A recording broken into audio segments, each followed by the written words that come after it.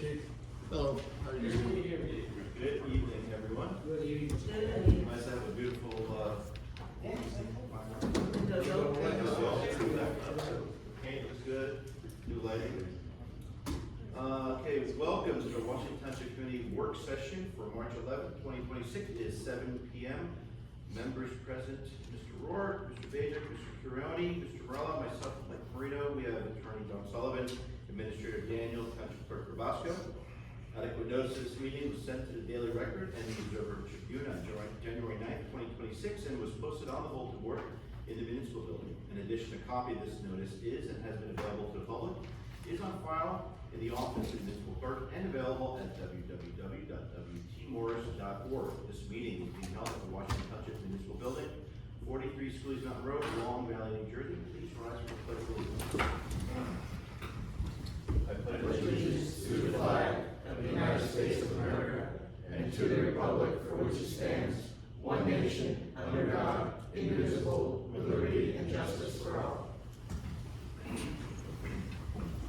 We have a rather light agenda for today, but as we do, I'm going to open the meeting up to the public for, well, agenda items only. Really what we have today is just some discussion items, but I'm just going to open up to the public. So we'll do that, and then anyone wishing to come up, please do so.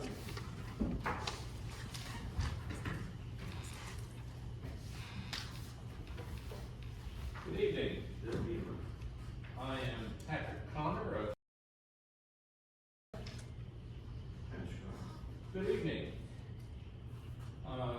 Tonight I step forward to call on the committee to take one straightforward step toward greater fiscal transparency, and that would be to publish an annual shared services report. A clear summary of the cost, revenue, and rate changes under each of our shared service agreements, and present it publicly during the budget process each year. This is not a criticism of how the committee has handled these relationships. It is a request that taxpayers be given the tools to see what is working and why. A colleague recently brought something to my attention, and that was Cape May, the township here in New Jersey, recently increased its shared service agreement charges to a neighboring community, West Cape May, of 33% in 1 year. Whoa. That's a severe budgetary hit for a neighboring community, and it raises a fair question. Is that kind of increase justified? And could something like that be needed here? I'm not here saying it is, I don't know. I'm not suggesting that Washington Township has done anything wrong, or this committee or anyone on the committee has done anything wrong. I'm raising the question that every responsible taxpayer should ask, and that is, do we actually know? Earlier this year, I asked the committee how residents can be assured that our shared service agreements are fair to Washington Township taxpayer, and not simply giveaways or partial giveaways to neighboring municipalities. The answer was that these decisions rest with elected officials, and the decisions and the amounts are neither black or white or developed from an established formula or anything like that. It's judgment and negotiation.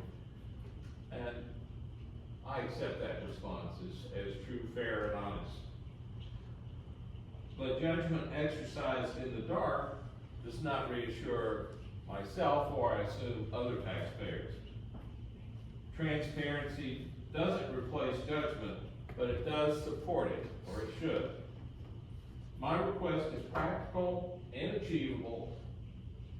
During the 2026 budget process, I asked that the committee prepare and distribute simple tables for each shared service agreement with Tewksbury, Califon, Mansfield, or any others that I don't know about. For each agreement, show at least 3 things year by year, at least 3, could be more. The amount charged to the partnering community, the year-over-year rate change in that charge, and the year-over-year change in Washington Township's own property tax levy.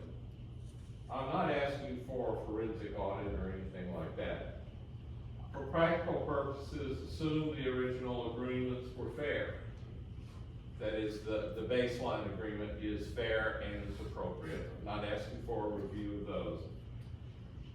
If adjustments were needed at some point, a brief explanatory paragraph, that is, if that baseline has proven to be wrong and needed modification, just, a couple of sentences of why that was the case, and move on. This is just a first step, not a perfect solution that I'm suggesting. The core question is simple.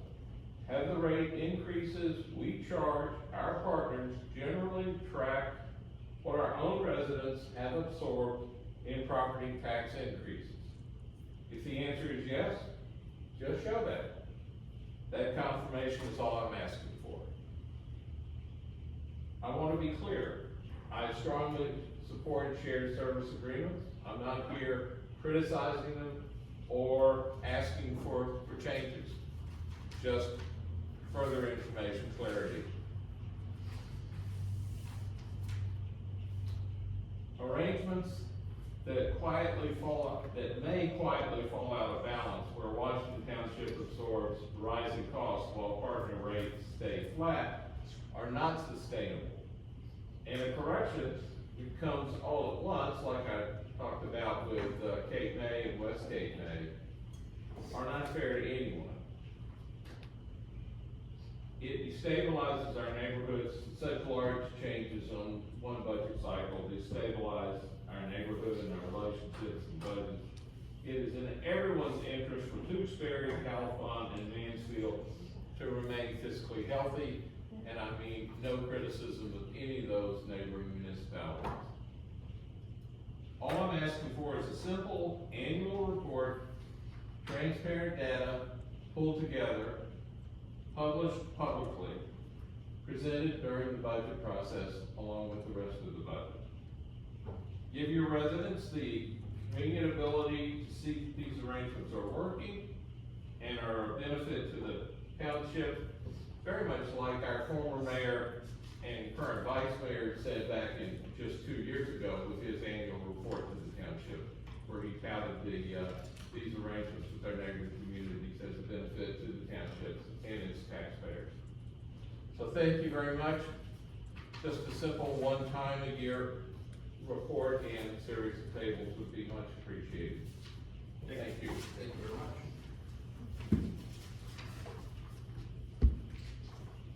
Anyone else? All right, seeing none, I'll close the meeting to the public. This time we have two discussion items. First one, we're talking about the Palmer Park dugout project approval request. Sure. All right, so we received from the Long Valley, I believe it's the Baseball Association, a request to add covers to the dugouts on fields 3 and 4 at Palmer Park. And these covers are to be galvanized steel. We have, from the PPW, we have Ken Buck here, who could add more. But what I'll mention is, one of the concerns Ken brought up was these galvanized steel, the corners of them tend to be somewhat sharp. And is that an issue? And so we brought it to our risk manager attention to check into it. It is not issues in other municipalities. They did not believe, or Ken, if I'm correct, she did not believe that it was a major risk. Ken, I don't know, is there anything else that needs to be mentioned? I assume to put it in frames or something, there's no way to use it galvanized. Yeah. That was our main concern, is that they were finished off properly, so there's no exposed edges. If they have to make a cut, there's no sharp edges. We do find that, kids do climb up on top of them. Sure. During the day. We're just trying to protect the township. The risk manager did review it. They are in neighboring towns. She didn't see any real concern. Are these new? No, they're gonna add them, they're gonna have Oh, covers we're now. gonna add them, Yeah, we don't. There's nothing now. The same type of steel too that we have now? No, we sprayed carbon out, right? Yeah, I put my kids play baseball, I use straight parts, keep the sun off of them, stuff like that, so. Yeah, it's all over that here. Some of it's not, some not. So I'm in favor as long as they're safe, yeah, I assume. I mean, kids are gonna climbing on them, I mean, someone's gonna jump off and get hurt. Right? Well, they could climb on top of the fence now, so, you know. There's sheds over there, they could climb on top of, I mean, if that's what's gonna happen, that's gonna happen. I don't think this is going to make it worse or better. Are they adding new ones or replacing the existing ones? No, they're adding new ones. On park? There should be signage saying no climbing on the, Yeah, sure. That's for what it's. So I will let the gentleman's name, Mr. Preachy, Anthony Preachy. He is the one in charge of this. They're fully funding it. It's almost $6,000. So they're pretty nice. So, I actually think it's a lot. yeah, At the yeah. end of the day, Larry, any comments? No, I would not, so it's I'm fine. you're They're gonna go probably through have it. less kids to pass out from the heat, having covers than not, so. Exactly. All right, very good, thank you. Thank you. Next item is the Morris County Park Commission Trails Agreement. Sure, we have on the agenda for Monday night a trails agreement, and actually, we discussed this back in October of last year. It is a continuation of the Patriots Path. We worked with Morris County Park Commission. They did back in October, they did a resolution, agreeing that trail license agreement grants access to use Washington Township open space for the continuation of the Patriots Path. I know we discussed this in detail. It's just a continuation of that. And we approved it last time, and that's why the county went forward with it, so. And that's it. That's it? All right, good, thank you. Committee comments, updates, anyone like to add anything? Nothing? All right, the other thing I'll add is a couple things. I had a meeting, I did a presentation in front of East Village last week. Very well attended by the residents, so we got to go over the things that are happening in town, budgets, affordable housing, roads, construction, paving, all that stuff. So as well, they had a lot of questions, which was great. I had Heather Darling speak with me regarding the surrogate's office, and she did a nice job. So it was well attended, and that was really nice. I was invited as a guest to go to governor's budget yesterday. It said very, very interesting. The numbers, I don't know. I'm worried about state aid. I don't know what the energy tax receipts are going to look like coming in. I'm a little concerned with that. And school formula, I don't know. I don't have the numbers, but I'm a little worried about that for next year. We'll see where they fall. Today, actually, the past several months, I've been working with the business ombudsman for the NJDPU about some of the challenges we have with the loss of power in our town for a while, especially particularly the estimated time of restoration, how the inaccuracies of those, and the reporting information. So we actually hosted a mayor's roundtable today at our police department. We had about 90 towns were invited. We had a lot of big presence. I'm not sure how many towns, there were 25 over neighboring towns, mayors, administrators were there. The president of the BPU, Christine Gould-Sadovi was there. Governor's office was there. So we were able to really talk about a lot of the concerns that we're having with information. It was a lot of information I still have to digest, but it was very well taken, and I'm hoping that there'll be some good action. But all of our concerns were definitely told, they're aware of it, and our representative was there, Amy Overman, she did a nice job. Her colleague from a different region was there, so they're fully aware, and we'll keep working on it, and I'll keep you posted on potential outcomes. So that went very well. And that's all that I have. If I could, I just wanted to note for the record an administrative change that was made. At our February 16th regular meeting, there were minutes that were adopted, and they were January 20th, 2026, but the agenda had read January 19th. So there was a typo on the agenda, and they were adopted. I just wanted to note that for the record. Thank you. Anyone else? Okay, at this point, before we go to executive session, I'm going to open the meeting one more time to the public. Anyone wishing to make any comments? All right, seeing none, I'll close the meeting to the public. At this point, I have a resolution R 53-26 to go to executive session to discuss attorney contractual matters. I have a motion. I'll make that motion for R 53-26. Second. Motion by Mr. Ms. Murello, second by Mr. Roehrich. Roll call, please. Vice Mayor Murello. Aye. Committeeman Roehrich. Aye. Committeeman Curioni. Aye. Committeeman Bajek. Aye. Mayor Marino. Aye, thank you. Thank you. Have a good evening, everyone. Thank you.